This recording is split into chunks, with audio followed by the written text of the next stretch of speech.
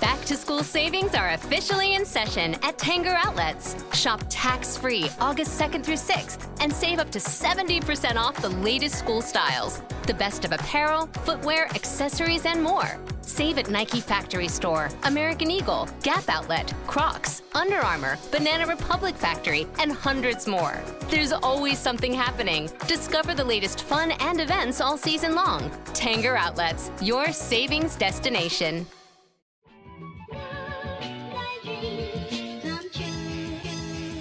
Welcome in to another edition of the JMU Sports News Podcast. I am Bennett Conlon, joined by Jack Fitzpatrick. Jack, you attended the first day of JMU football camp today. Folks, JMU football is back.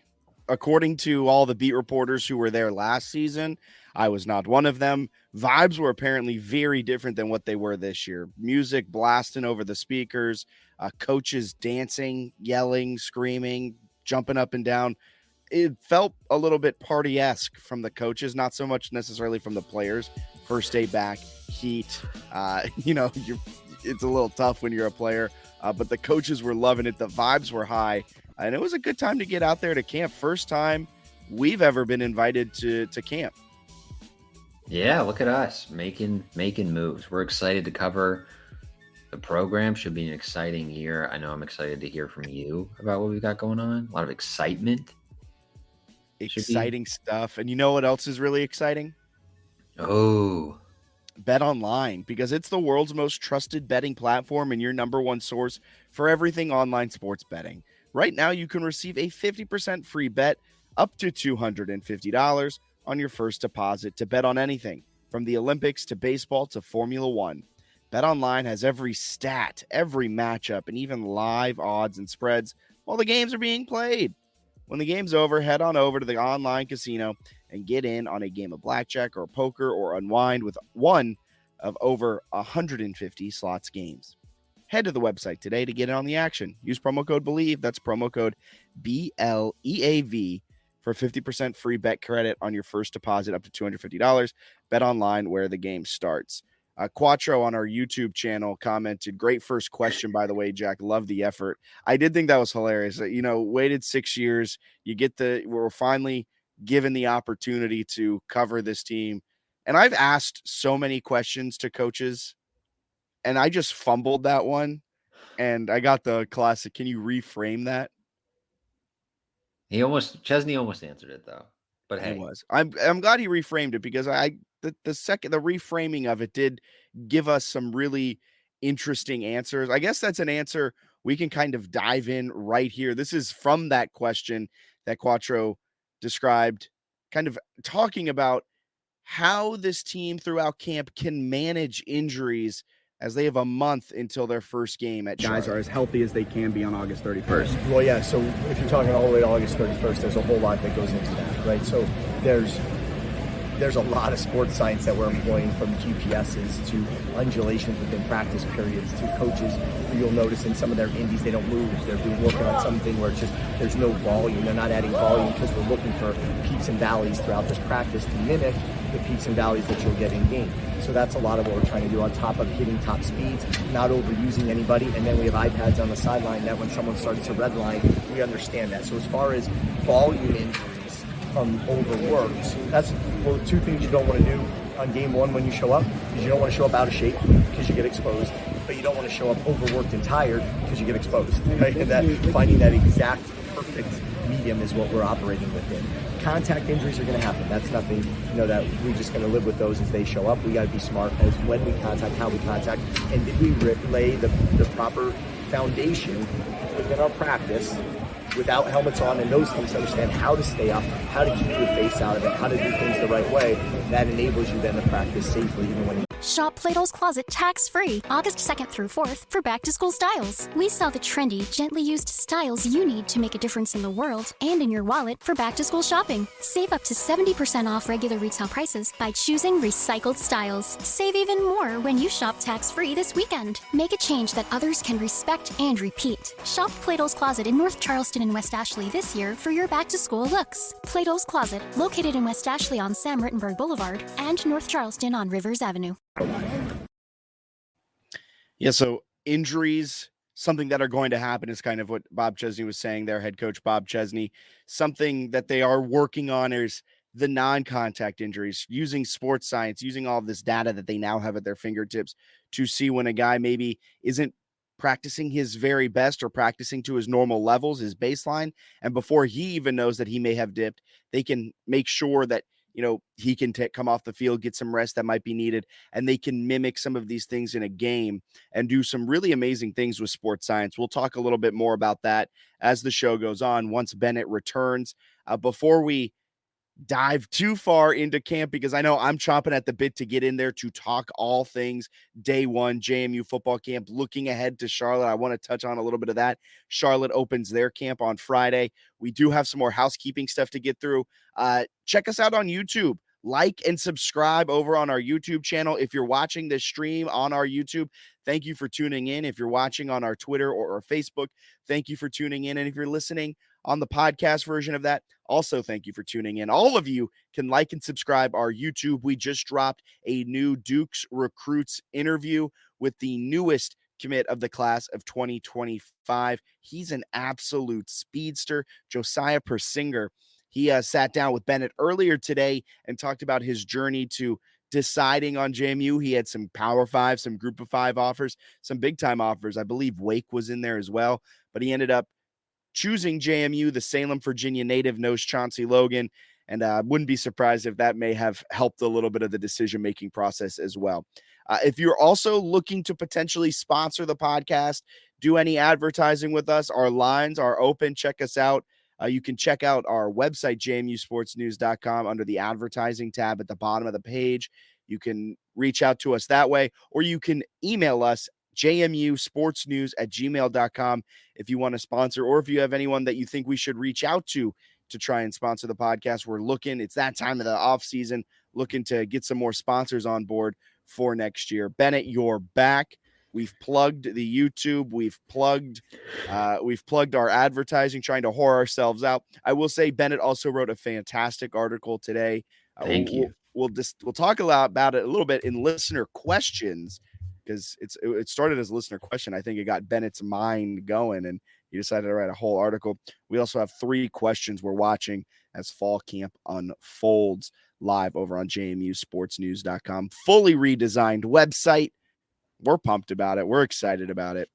And just as excited as we are for JMU football, it's here. I played a clip while you were gone, trying to see if that could have, gotten you back in time. It couldn't, but it talked about the sports science.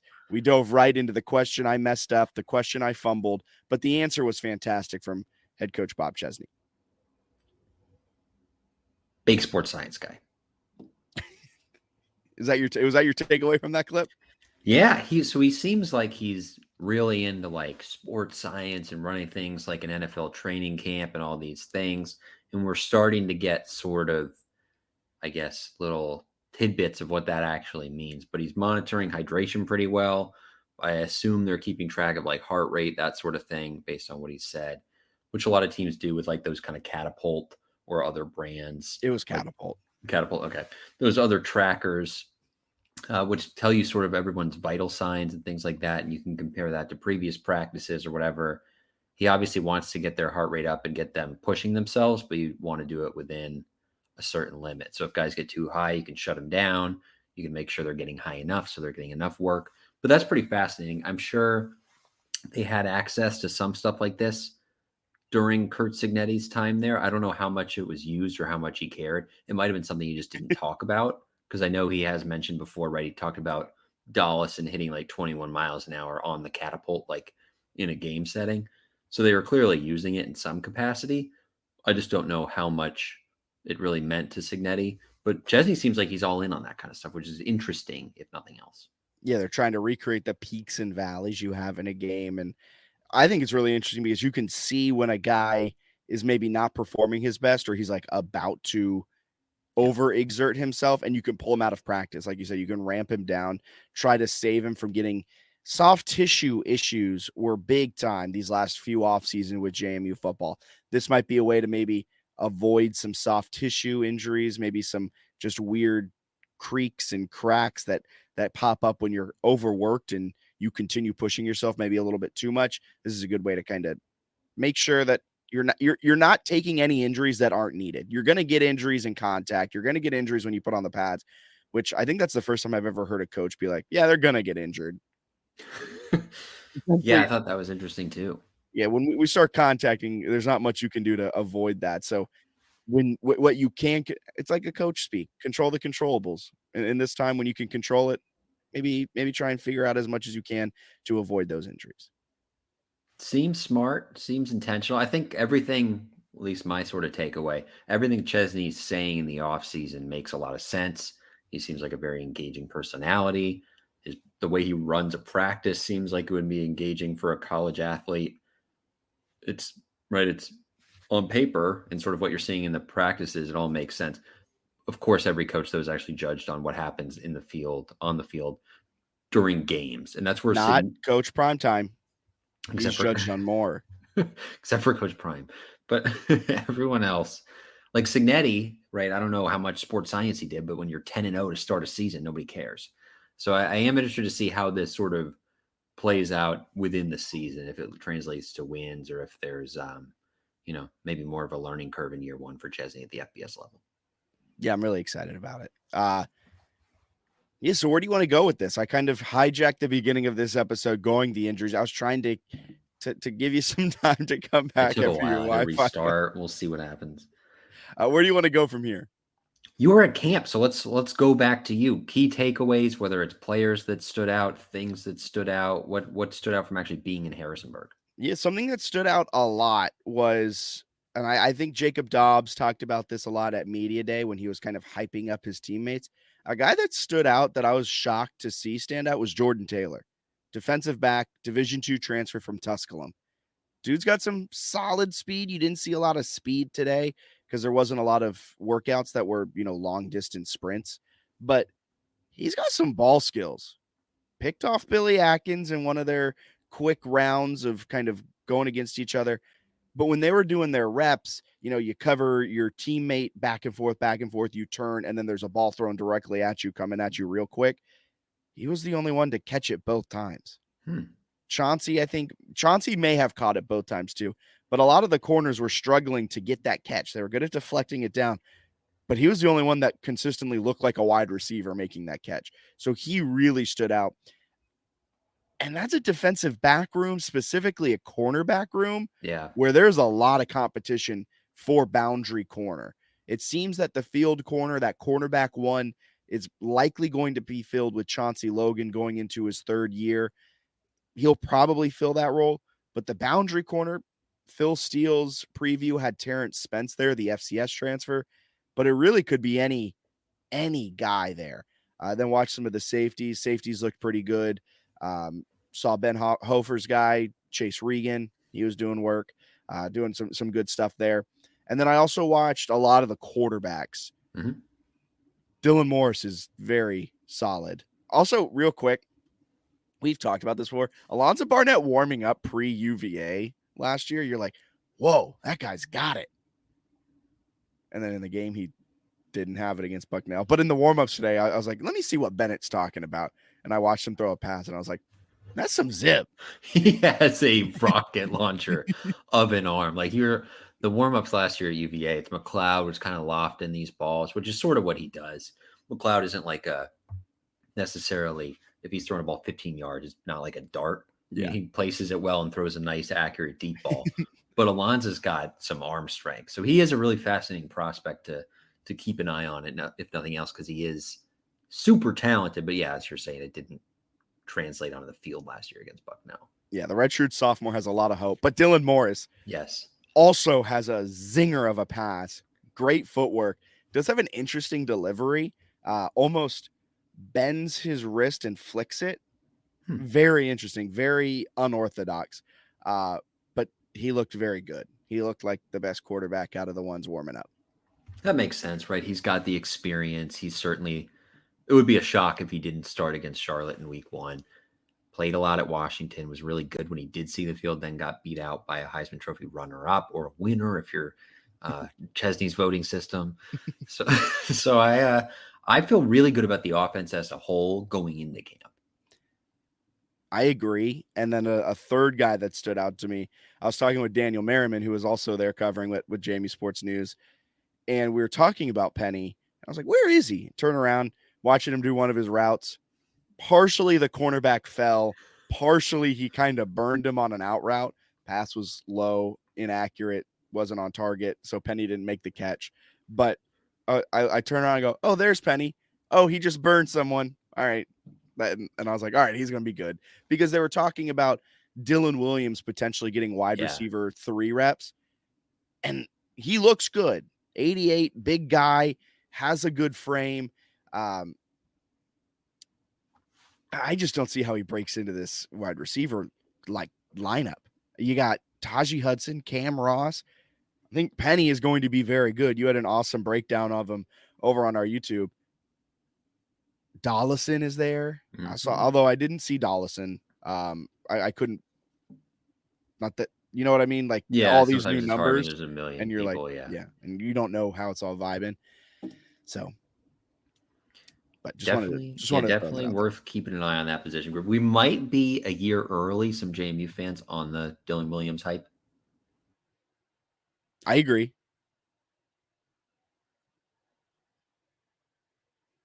Perfect time for Bennett to cut out again. Let's see if he comes back.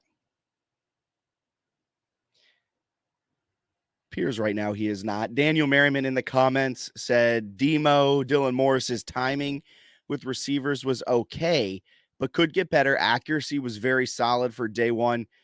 Day one, I'm not necessarily looking for, what that timing is, what that chemistry is with the receivers. He was here for spring ball, so there is a little bit of that. But I'm not too worried about the timing right there. Accuracy was good. Footwork was good, as Daniel pointed out when we were watching them together. And he looked really solid overall. And Daniel, he's still on the Dylan Williams train. He has Williams starting by week 5 as wide receiver 3 or better. Crazy hands and stellar athlete. Daniel, we're going to have to agree to disagree on this one, because you know who also has crazy hands and is a stellar athlete? Tajee Hudson, Cam Ross, Breon Penny, Amarion Dollison. That's going to be a hard one to break into. I agree with you on that. I think we're a year ahead on Dylan Williams.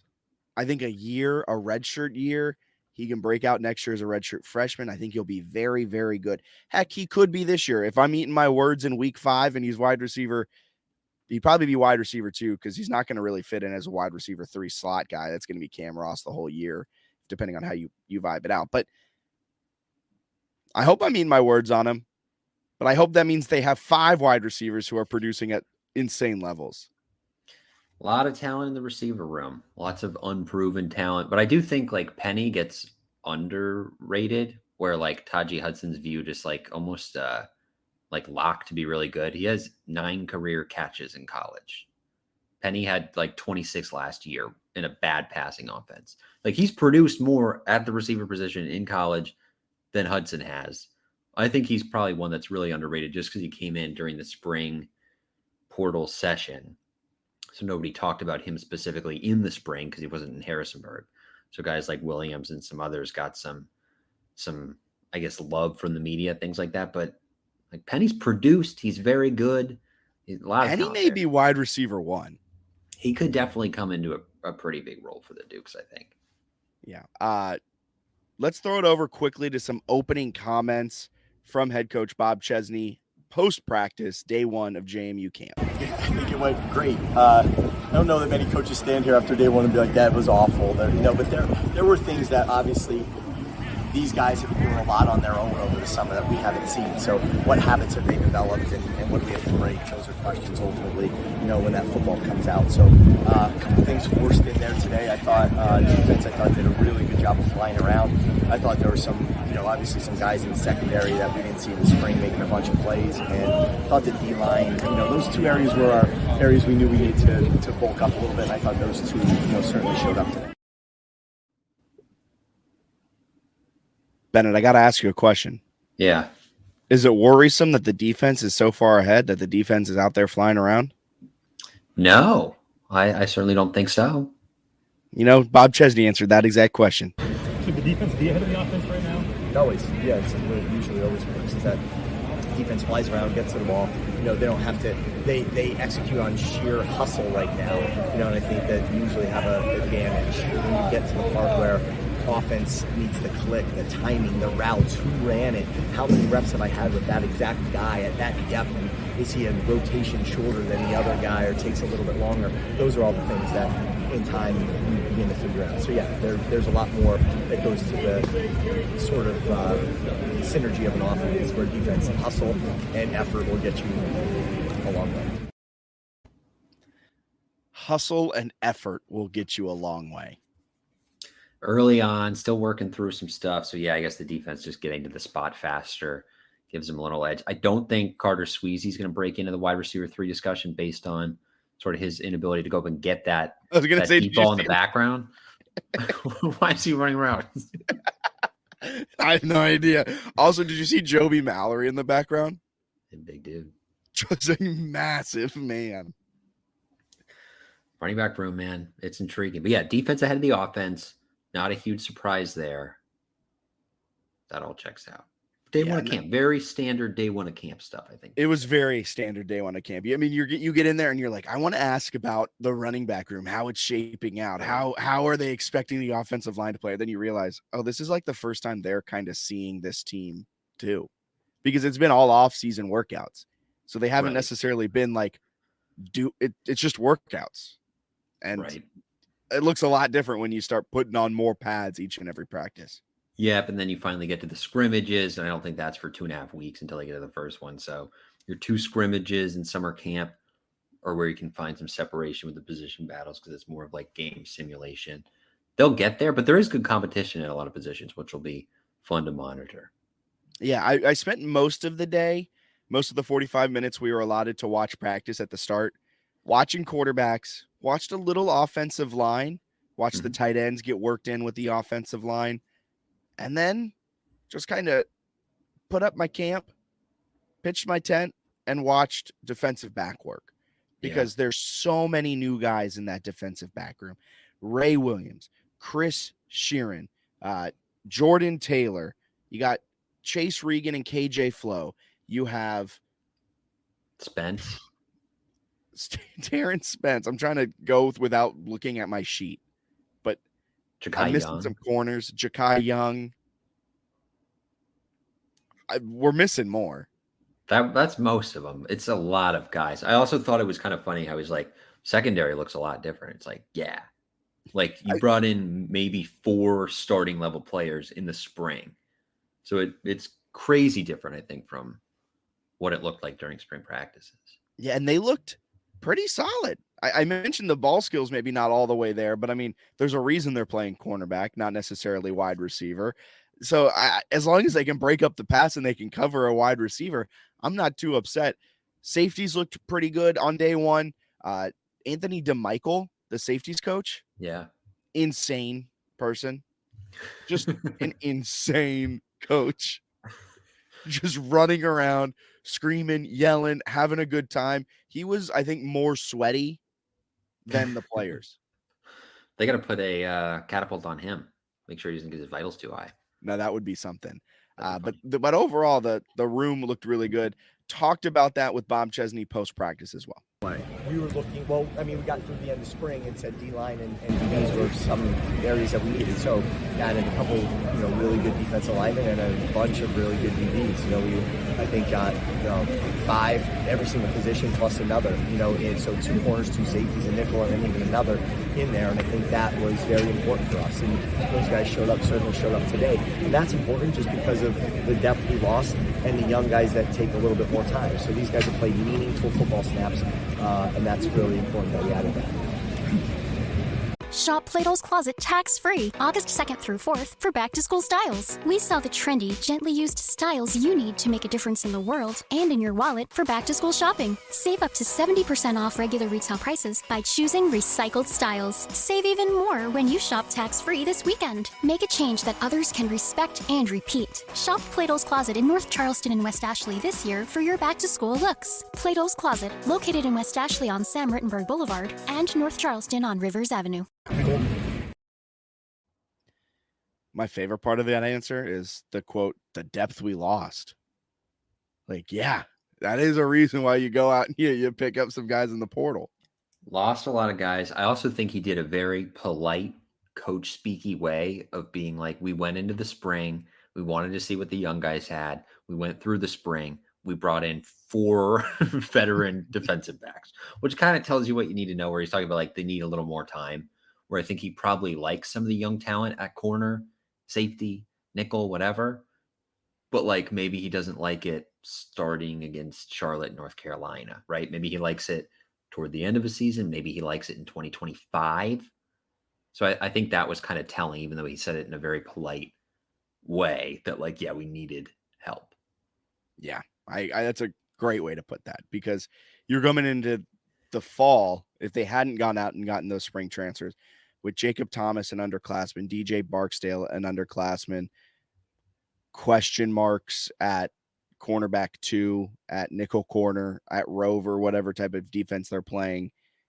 You got question marks across there. The only real stud that you had was Chauncey Logan, coming off of maybe his worst of his 2 years, arguably. Yeah.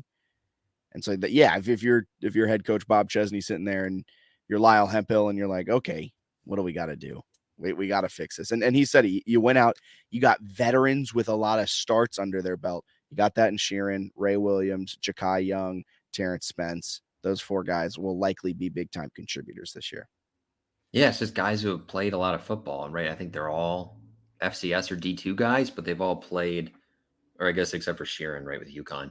So they've played at all these different schools, and they played a lot of snaps. Some of them a lot of different positions. Like Sheeran and Williams can kind of move all over, which I think is really valuable. Taylor, you mentioned, Ja'Kai Young too. Yeah, Ja'Kai Young can go all over. Taylor has the crazy speed. Spence is also like a special teams wizard, like multiple block punts in his career. Go ahead. Okay, he's talked a big game about special teams, right? Uh-huh. I've never seen. Also, I haven't been to a lot of football training camps. Mostly soccer's are my background, but started doing special teams drills within 15 minutes of the first day of camp. Whistled, everyone came together. They did punt return coverage. I like that. I like the early specials. You got to emphasize the specials and make it kind of nuts. UVA did a nice job with Bronco Mendenhall doing some really competitive special team stuff that they would show us, kicking and punting, punt return, but like kicking, I don't think they were kicking many field goals without Bronco Mendenhall within like 10 steps of the kicker to add a little bit of pressure when they had competitions and stuff. Fascinating stuff to try to really create that pressure that some of those guys feel. I wonder what they're going to do, because I really have no idea what Jamie might do at returner this year. That's one that I'm interested to see, because I know Chesney values special teams. Who are your guys that return kicks, and do you have sort of a creative punt block thing? You can get some stuff created. Yeah, I'm not sure they even know who their returners are going to be, because they had like 6 or 7 guys catching the punts, like fake the return. So not a lot of guys. Speaking on the kicks and field goals, whenever the field goal kickers went to kick, he would have the offense and the defense stand, one on the goal line, one like 10 yards behind him, and just watch them kick. That's good, yeah. And then at the end of the practice, they all scrummed the kicker, gave him just enough space to have him kick, but they were yelling and cheering and going crazy, and that's how the practice finished. Love that. So they are, simulating some of that competition and pressure, right? I think that's what Chesney talks about when he says, like, testing them in fire. I think that would probably be an example. The other thing from your quote about, or Chesney's quote about defensive line and secondary being areas they needed to bring guys in the portal, the transfer from Colorado and Maine, is listed as a linebacker.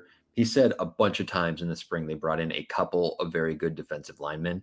The only other guy listed as a defensive lineman is Chris Fitzgerald, the Youngstown State defensive tackle, which tells me that they view Mans actually as a defensive lineman who's listed as a linebacker. But I should have gone over to the defensive line and see if Mans was there, but I was so focused on the defensive backs and quarterbacks today. My apologies. I think that's quite fair. But no, I think that's an interesting one, just because he kept saying we brought in a couple defensive linemen, and I kept like racking my brain. I was like, who's the second? But I think it's probably Mans. And also, who is not that it's hard, But good that the head coach has a pretty accurate judgment of like holes, because that in the spring we were like, oh my God, like we probably want some DBs. I didn't think he was going to bring in like 4 in the spring. Would you hear his part in his quote? He's like, yeah, we've got like 2 guys at every position now, like 1 extra. And it's like, oh, okay. Deepest JMU football team ever, I think. But Very much so. And Signetti won a lot of games. I think his oversight was maybe trying to see like, oh, we have a gap here and fixing that. Like, gap last year may have been offensive line depth. And that was on display quite early when Kidwell goes down and Tyshawn Wyatt goes down within like the first month of the season.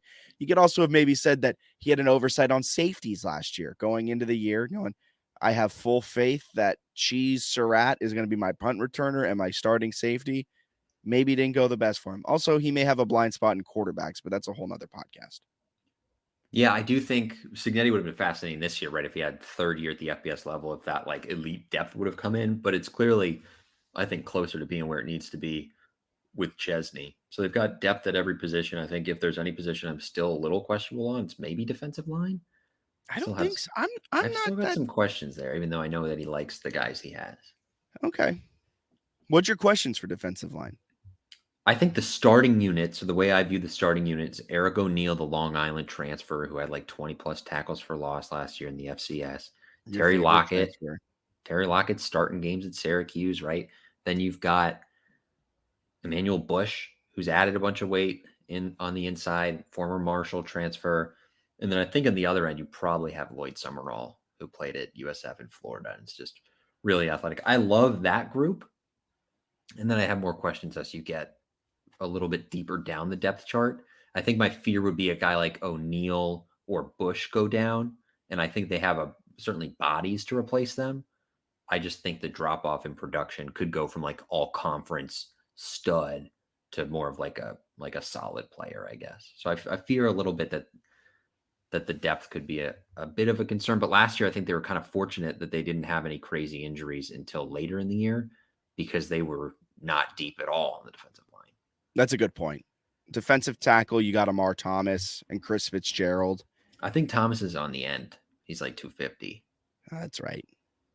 But they have the youngsters. It's like Michael McMullen, Daryl Deneau, both really talented.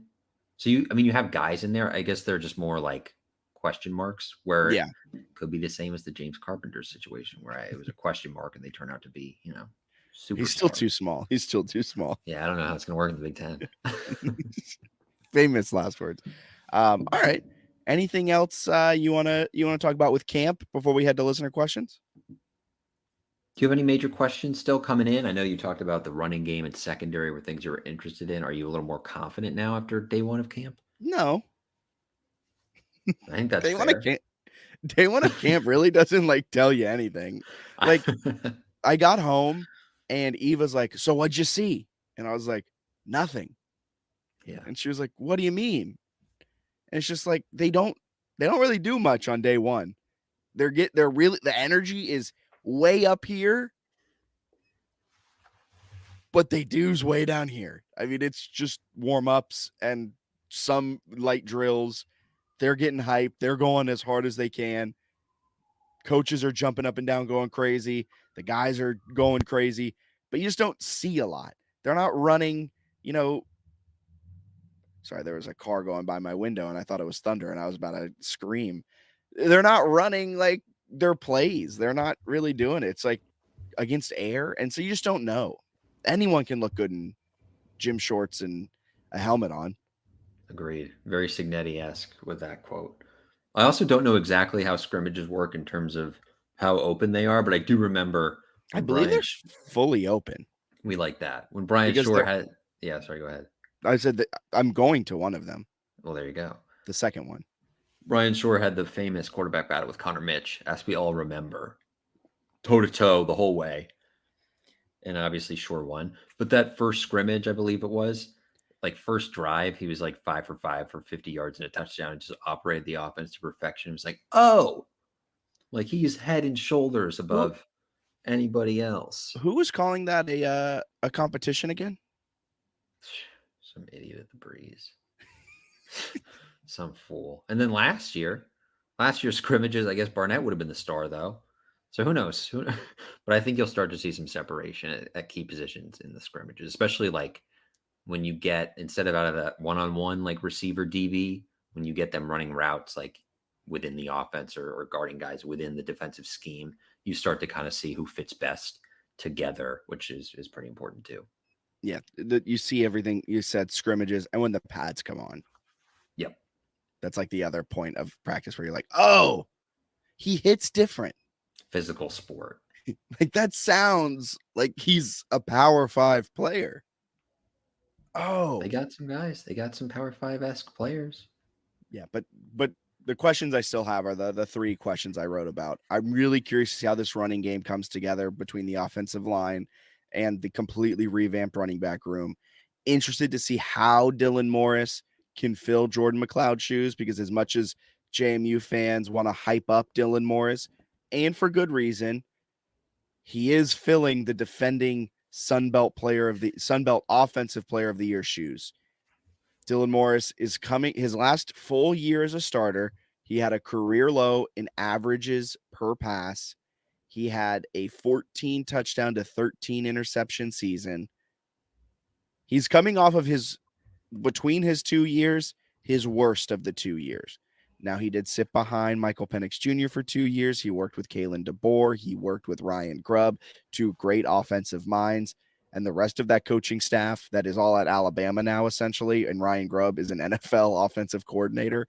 So you got to imagine just by osmosis, some of that was soaked up. But I still got questions, and I want to see it in action. And then my third one is the secondary. I got some answers on the secondary today, but I want to see them with pads on. I want to see them defending the ones. I want to see them against this offense.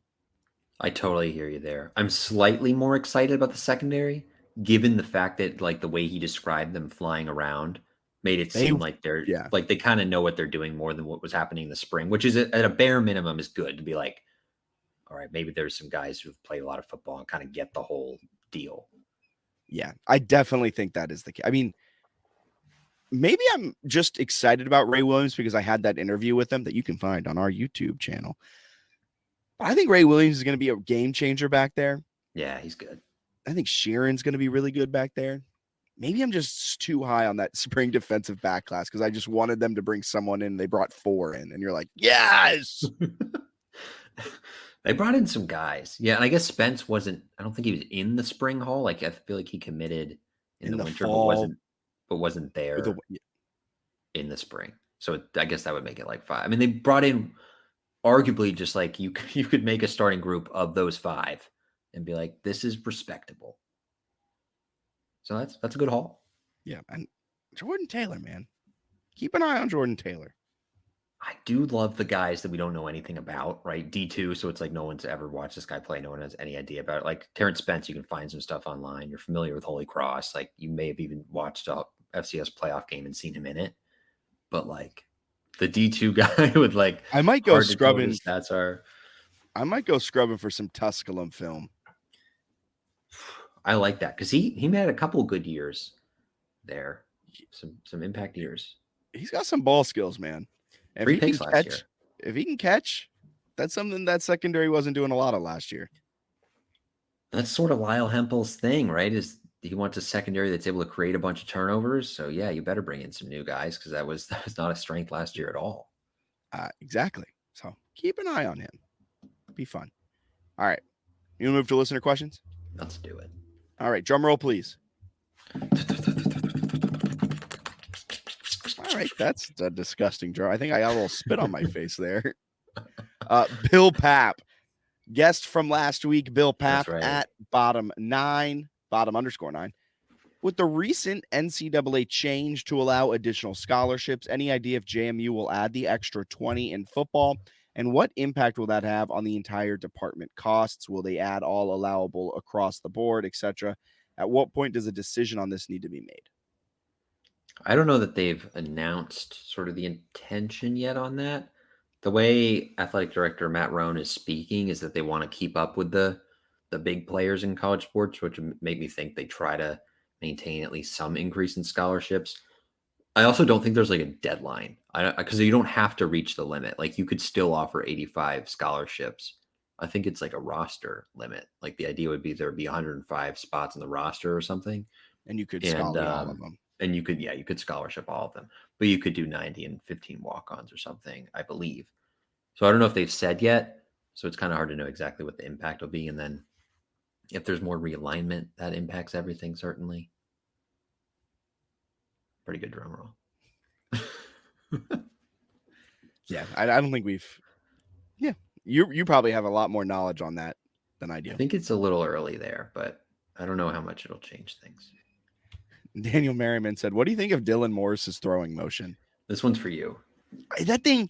So he gets it, and I don't know if I'm supposed to be going this far in depth with what can and can't be said about Dylan Morris's throwing motion. Because a lot of it's public, right? He's thrown passes for Pac-12 teams. He like, if you're a podcast listener, I'm sorry because I can't describe this. He like bends his wrist and it rotates and flicks like boom, boom. It does look a little different, like the way it comes out, almost like Drew Breesy on like the Washington tape. Yeah. It's very, very interesting. Yeah. It gets there, and it gets there in a hurry.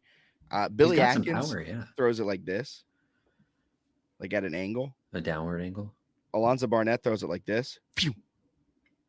Barnett's got a cannon. Watching him in warm-ups is one of the most, like, it came out of that rain delay, and I was like, whoa. I am actually, not to get fully on a tangent here about the future of Alonzo Barnett, if he stays, I think there is a good chance that he is then his starter for his last 2 years at JMU as a redshirt junior and a redshirt senior. I think he wins the backup job this year. I hope, because the fact that he started at QB1 and ended as like QB4 is asinine. I also think Chesney's similar to like Cignetti was better for DiNucci than Houston was. I think Chesney and Dean Kennedy would be better for Barnett than Cignetti was. Like, I don't think Chesney's going in a post-game presser saying he got the yips. Maybe. Could you imagine?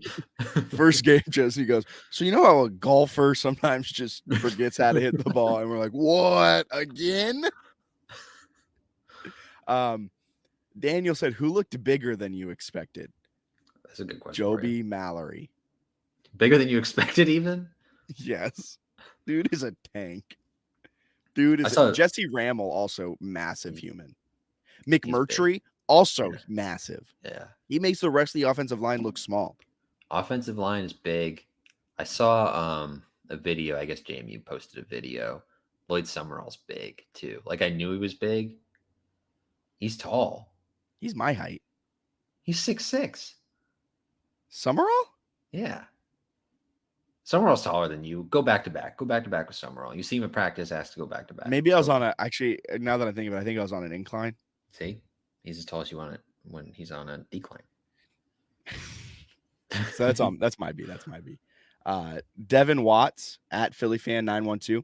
With the ACC saying they no longer, is this the question that this got you? This is the one I wrote about, basically, yeah. All right. So can I poke holes in yours that you wrote about? Oh, yeah, sure. I don't think any North Carolina school will play us. Why is that? Because they have this thing in their own state government, I believe, where they have to play in-state schools. So that's why Duke went to Charlotte 2-3 years ago in the 2021 season. That's why they play each other. That's why App and UNC have had these like home and home series. North Carolina, they may have changed that law, but for a while, there was that law. So I don't know if they mandated it. I know they proposed it. I don't know that they actually got it through successfully. But either way, Duke has one of the years, next year, Duke plays Tulane and UConn. So I think Duke checks out to me. Okay. Because those are two G5s, neither in the state of North Carolina. They go to Middle Tennessee this year. Great point. Great. Okay, these are good points. You're poking holes in me poking holes. That's also a silly one. Like, I get why the ACC wants them to not play at Middle Tennessee or at Tulane, where they're probably going to be a dog next year, especially if Summerall's still there. So, like, the ACC, but the ACC is more of a recommendation. What's that? Lloyd? No. Floyd Summerall transfers to Tulane with an extra year that he somehow gets. It would change everything. But they have they basically said F you to the ACC's recommendation of not playing road G5 games, which is a recommendation. It's not like a mandate. So a bunch of teams have. The ACC makes the most sense from like a regional perspective. So Duke was one I had on there. I had UNC, which is less likely. 2027, if you're looking at like the years, JMU's got a bunch of openings that year. That would be a year that makes sense. Also, probably the fringe of where I can get excited about the first Power 5 coming to Bridgeport. If we're talking like 2031 or something, like call me in 4 years and then it's exciting. But if it's like your 9th year in the FBS, it's less exciting. So 2027, Duke's got some openings. I believe they've got Notre Dame at home that year, so maybe they're willing to go to a G5 and a close drive. UVA also makes a ton of sense.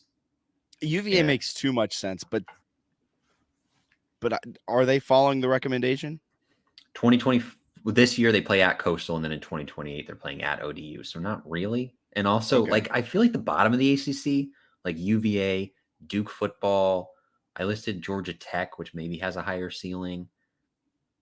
You're not a real team. Like you don't have to fully live up to ACC expectations. And I think that's kind of why Duke does it. Is like we're gonna build our schedule. It's gonna be competitive, and we're gonna try to make a bowl game. So if UVA leans into that same thing, we're like, we're never going to the playoff. Let's just play a game where our fans would be interested. There's like a little rivalry there. They're only an hour apart. That one makes too much sense. So I think those are a couple. And then West Virginia has some openings, I think, in 2028. They're not afraid of playing G5 road games. Also, the Big 12 seems just a little less snobby than the other power leagues right now, where the ACC is like, oh, God forbid we play, a G5 James road Madison. game. Yeah, even though they're capable of beating these ACC teams. And then the Big 10 and the SEC, if you're going to get one of those teams, it's going to be one of the worst teams in the conference. Vanderbilt.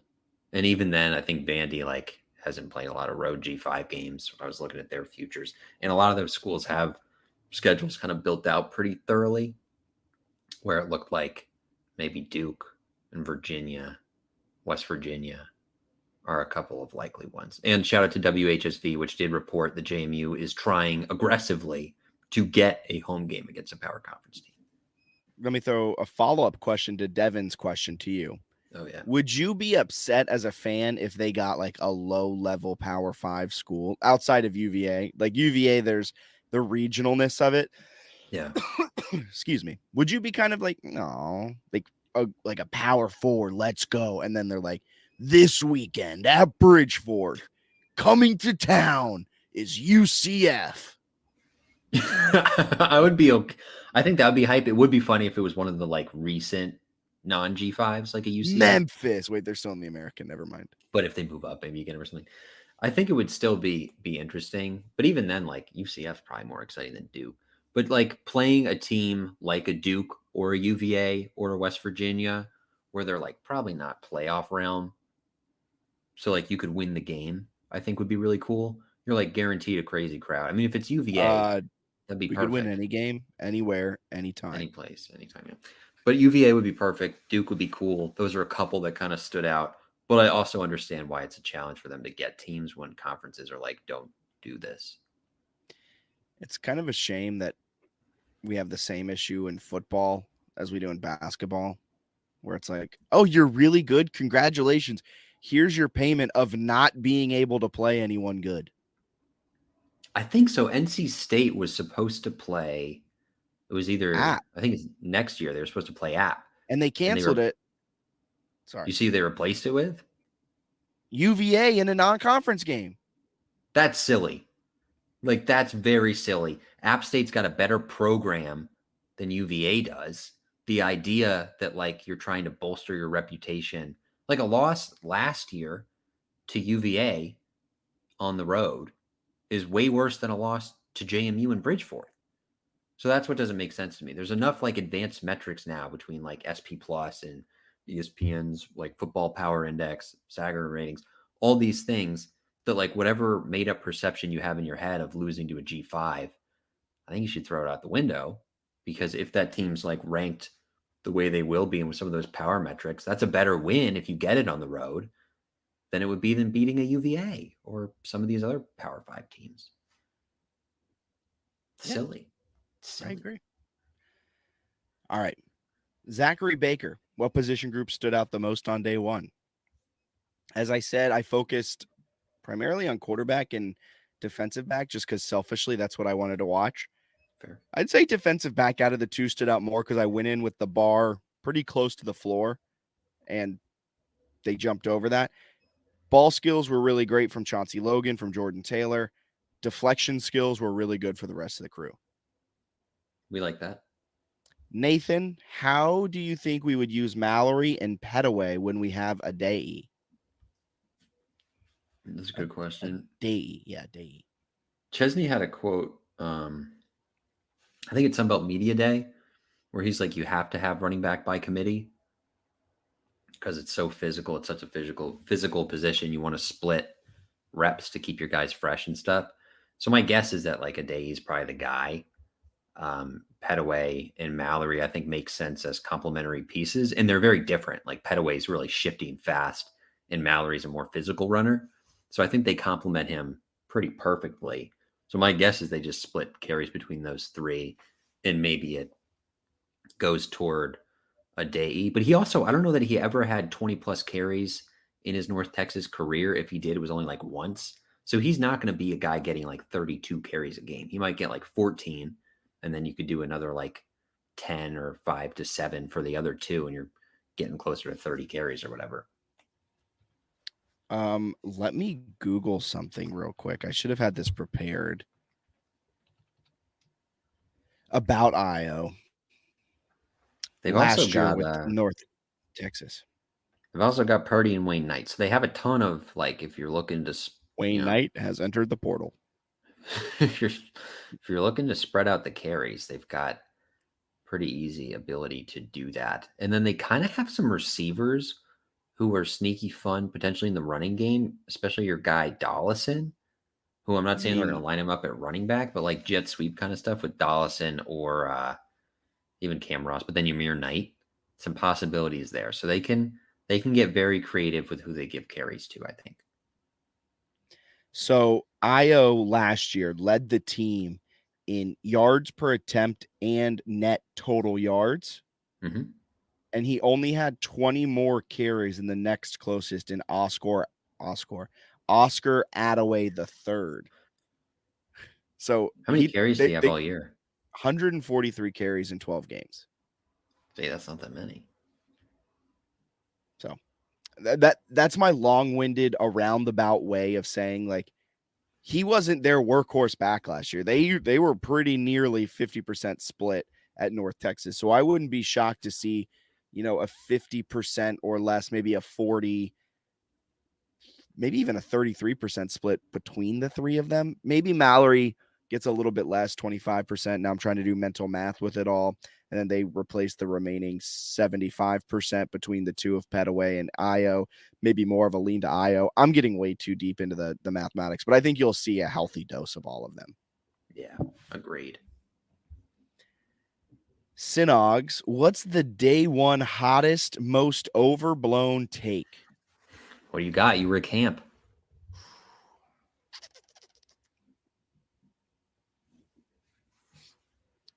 Shop Plato's Closet tax-free August 2nd through 4th for back-to-school styles. We sell the trendy, gently used styles you need to make a difference in the world and in your wallet for back-to-school shopping. Save up to 70% off regular retail prices by choosing recycled styles. Save even more when you shop tax-free this weekend. Make a change that others can respect and repeat. Shop Plato's Closet in North Charleston and West Ashley this year for your back-to-school looks. Plato's Closet, located in West Ashley on Sam Rittenberg Boulevard and North Charleston on Rivers Avenue.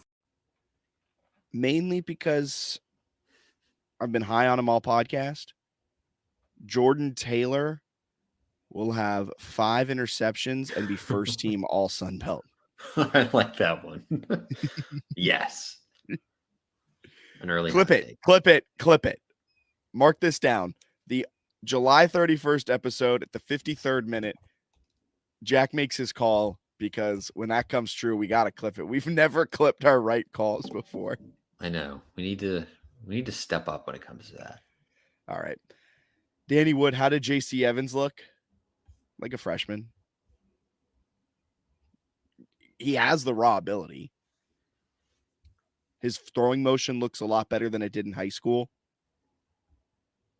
He's got some work to do, but he has the potential to be very good, and he is a tall and fast quarterback that fits what we've seen out of Chesney these last few years.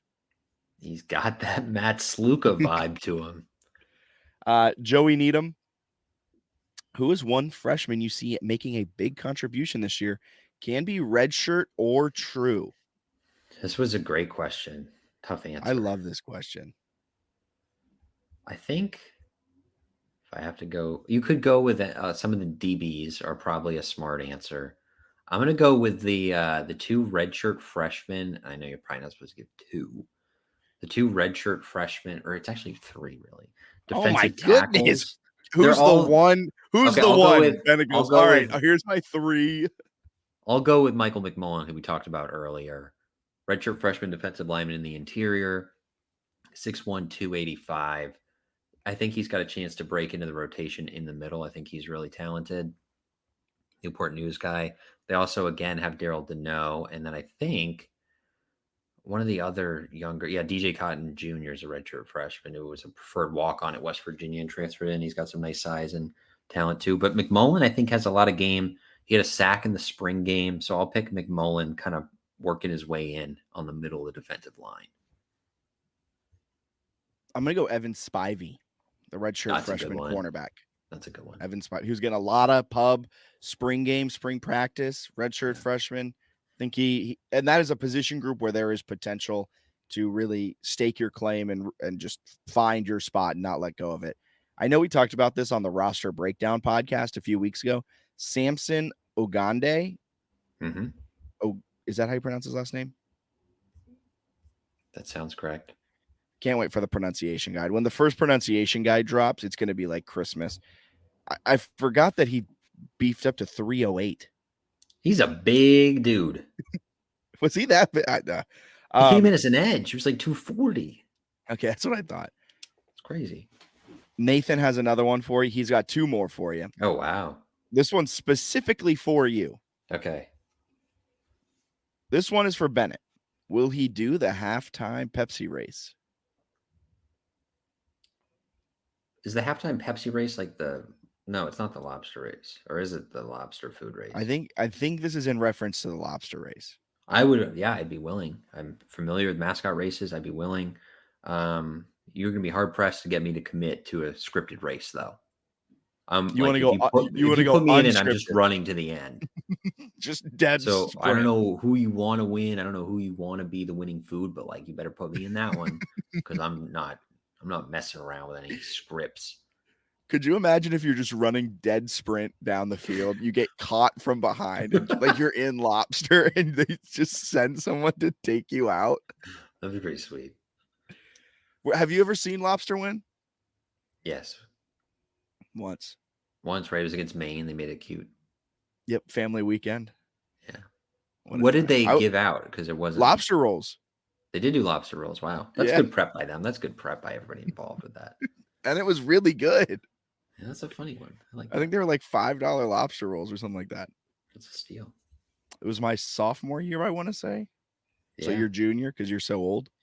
Yeah, I was probably in the booth. You were probably in the retirement home because you were so old. That's right. I did go to a retirement home my junior year. Did Chase Regan look as fast as in an old interview? Oh, because Ben was really hyping up his speed. Talked a lot about that with his interview with Chase on our YouTube. You didn't get a lot of straight line speed in this practice. He looked solid in the drills. They want to camp. You don't get a lot. Camp's the toughest time of the year for me because it's Really? so close. It's so close, But like so but far. Yeah, and a lot of it, you'll get a lot of fluff. Chesney did a nice job with some legit answers today, but it gets a little fluffy. I hope he names names in the middle of the camp and is like, this guy's a stud. That's the kind of stuff that I that I really like. Day one of camp is also like you're so excited because it's finally here, but then you're like, wait, it's not really here. It's still a full month until game day, yeah.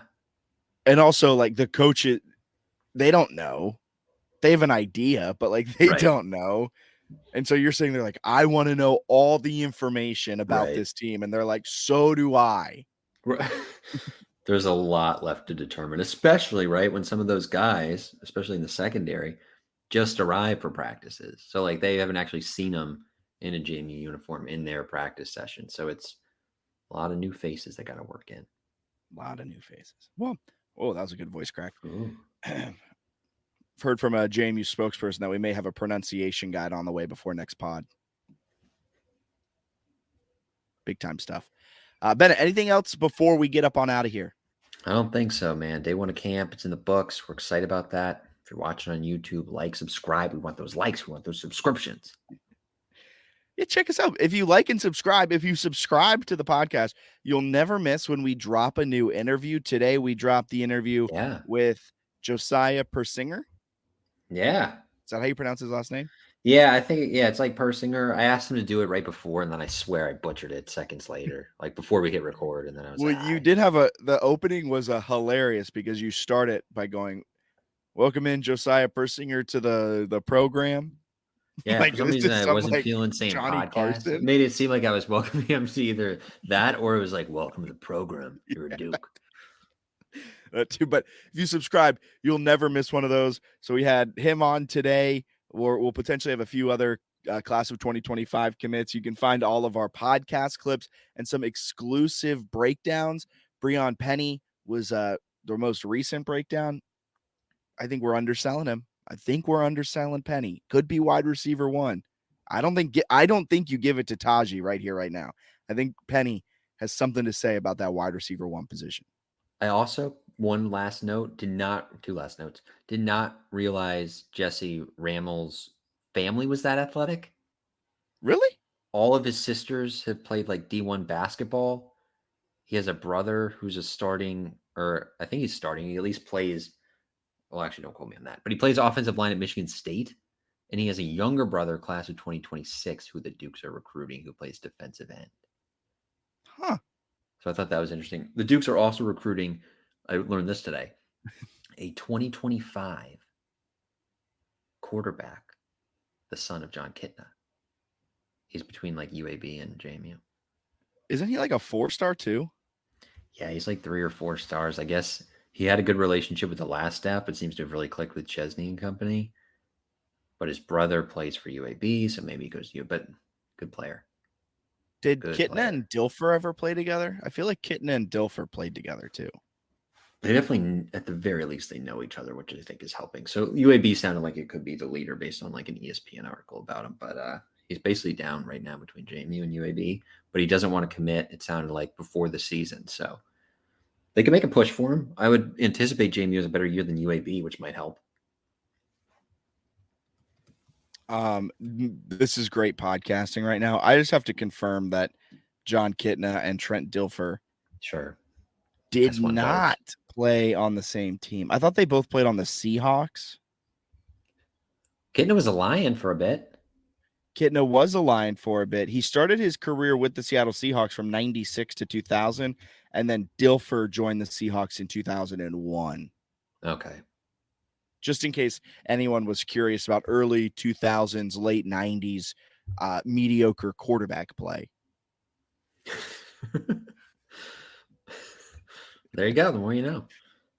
Nathan, yes, John Kitna's son. Yes. I forget what his name is, but he's pretty solid quarterback. Let me find it. This is great, man. This is what everyone stays for. We had a really Jameson, nice... but he goes by JT. JT Kitna. Yeah. Good name. JT Kitna. This was a really nice, tight 1-hour podcast. And now the end, we're rambling a little bit. But yeah, subscribe to the podcast.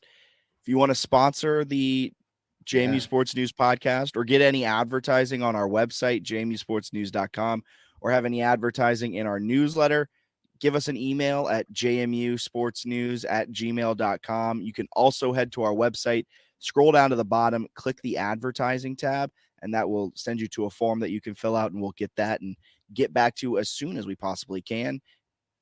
Hint, hint, nudge, nudge. That's pretty much immediately, because we got a lot of time on our hands. That's exactly right. Anything else we got to add? I know that's the 15th time I've asked that. I think we're good. I think we'll follow up on the Kitna saga as the season unfolds. Is he still being recruited by Indiana? It sounded like Indiana contacted him in Signetti, and maybe he was just now all in on JMU and UAB. So, yeah, I think he wants to win a national title.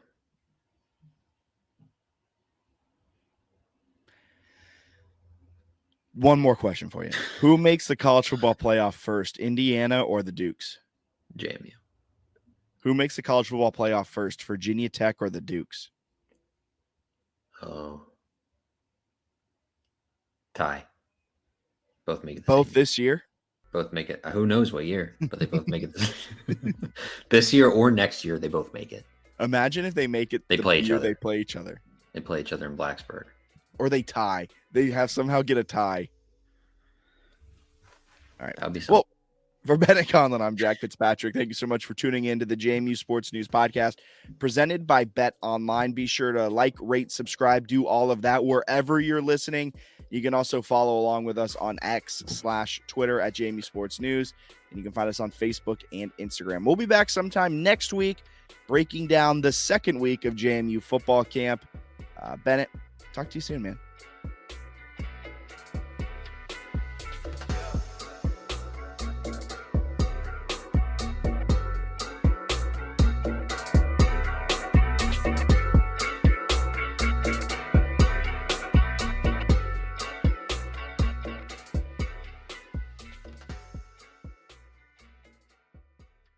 Shop Plato's Closet tax-free August 2nd through 4th for back-to-school styles. We sell the trendy, gently used styles you need to make a difference in the world and in your wallet for back-to-school shopping. Save up to 70% off regular retail prices by choosing recycled styles. Save even more when you shop tax-free this weekend. Make a change that others can respect and repeat. Shop Plato's Closet in North Charleston and West Ashley this year for your back-to-school looks. Plato's Closet, located in West Ashley on Sam Rittenberg Boulevard and North Charleston on Rivers Avenue.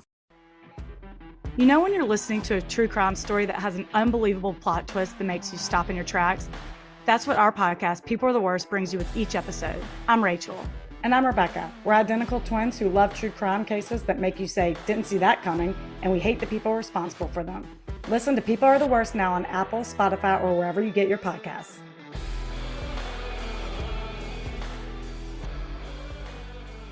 Hey, it's Michelle Beadle. That's right, the Michelle Beadle. You're welcome. You love talking about sports. I love talking about sports. You know the only thing cooler than talking about sports? Sports! And right now, all your favorite sports are on Sirius XM. I'm talking every NFL game, every game from the NBA, NHL, MLB, every NASCAR race, golf major conference college sports, and all the top games in the WNBA. If it gets your heart pumping, it's on Sirius XM. So start your free trial of Sirius XM today. Visit SiriusXM.com/believe.